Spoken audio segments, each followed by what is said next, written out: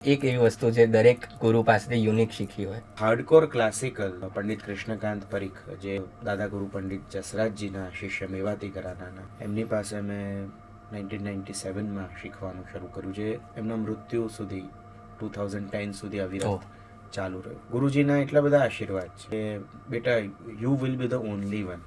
એવું અત્યારે તો પેલું આપણે ના કહી શકાય, પણ એમણે એટલા બધા આશીર્વાદ આપ્યા છે. અને એક દીકરાની જેમ એમણે મને, બાપ જેમ છોકરાને વઢે એ રીતે વઢ્યો પણ છે, અને સામે બાપ જે રીતે છોકરાને પ્રેમ કરે એ રીતે પ્રેમ પણ કર્યો છે. કઈક વસ્તુ એમને બહુ જ ગમી હોય કોઈક વખત ક્લાસમાં, તો બીજે દિવસે ફોન આવે કે કાલે તે આ વસ્તુ બહુ સરસ ગાયું, બસ તું જીવતો રહે છોકરા, જીવતો રહે.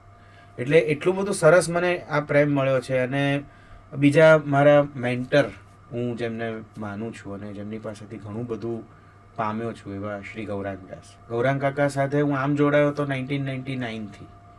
એમનું મૂવી જેમાં મેં પહેલી વખત પ્લેબેક સિંગિંગ તરીકે મારું પદાર્પણ કર્યું, એમની જે રીત હતી ને કામ કરવાની, એ મેં કહું સાલું. અને હજી એ જે રીતે આપણને ખબર ના પડે કે આ જે રીતે આ વ્યક્તિ કમ્પોઝ કરી રહ્યા છે ને પછી આઉટપુટ શું આવવાનું છે, એ મને એટલું બધું ગમી ગયું કે મને એવું હતું કે ના, મારે એમની પાસે ગમે તે રીતે શીખવું છે, ગમે તે રીતે શીખવું છે. એમને ફોન કરવું, મળવાનો ટાઈમ માંગવું, અને પછી એમણે ના, હવે તો મારે આને શીખવાડવું જ પડશે. તો લગભગ 2006થી એમની સાથે સતત છું. નોટ ઓનલી ગૌરાંગ કાકા, પણ આપણા ઇન્ડસ્ટ્રીના મોટા મોટા સંગીતકાર, દિલીપ ધોળકિયા, જેમણે તારી આંખનો અફીણ ગાયું, આશિષ દેસાઈ, રાસ બિહારી દેસાઈ, શ્રી પુરુષોત્તમ ઉપાધ્યાય, પદ્મશ્રી પુરુષોત્તમ ઉપાધ્યાય.